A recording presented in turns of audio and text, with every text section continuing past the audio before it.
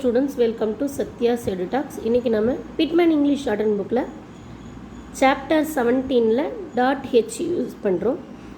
Dot H எப்படி வரும்ன்றதை நம்ம பார்ப்போம்.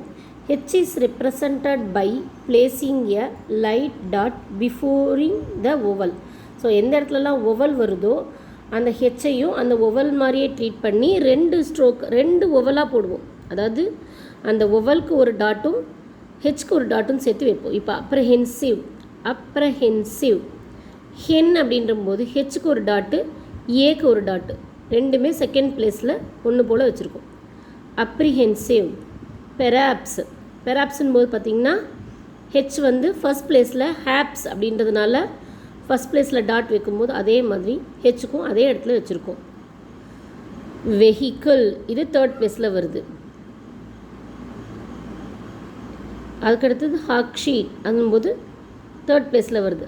அப்ஹில் அப்படின்போது ஹில் பார்த்திங்களா, இங்கே பார்த்திங்களா இந்த இடத்துல வருது தேர்ட் பிளேஸில். டவுன் ஹில் இந்த இடத்துல 2 டாட் வருது. மேன்ஹுட் ஸோ அந்த கோடு போட்டு அதுக்கு மேலே வருது. சரிங்களா, மேன்ஹுட்டுன்னு போது ஊஹூ கூட சேர்த்து வருது, அதில் ஒரு டாட் வருது. இது வரைக்கும் பார்ப்போம். இந்த சேனல் உங்களுக்கு பிடிச்சிருந்தால் லைக் பண்ணுங்கள், ஷேர் பண்ணுங்கள், கமெண்ட் பண்ணுங்கள், சப்ஸ்கிரைப் பண்ணுங்கள். தேங்க்யூ.